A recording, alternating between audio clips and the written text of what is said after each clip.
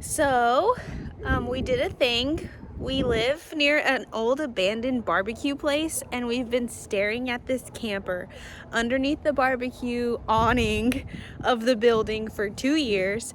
And we saw that it was under new ownership. They're gonna demolish it and put up like an RV storage park or something. And so we decided, let's give them a call and see if we can buy the camper that's under there. So there she is. She's a 1972. I think she is 22 feet, is what I guessed, and I was correct.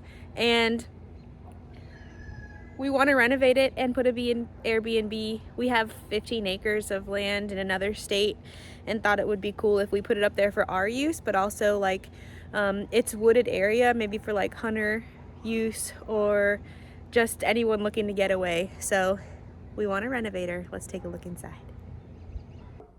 All right, we're inside. So she is the Airstream model that has the bathroom in the back, hence the mirror right here. She had some couches, some couch options for the sides. The kitchen goes here, and then if you come around, there's the front door for reference. There's a big main window with a couch bed pull out. It's really cool to look up some of these styles, like of how they were designed online in their prime. And we're just really excited to put her back the way that she was originally. So if you see closer up, kitchen exhaust, there's a fan here. What I thought was really cool, let's see if I can step through here.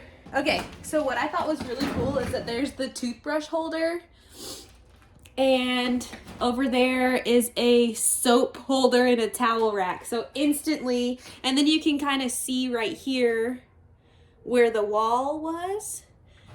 Instantly when we came inside to see her, we were like, oh, that makes sense. The bathroom was in the back, and then in some of the model descriptions and pictures that we've seen, the kitchen, living room, bedroom, suite was in this area. Really excited for this.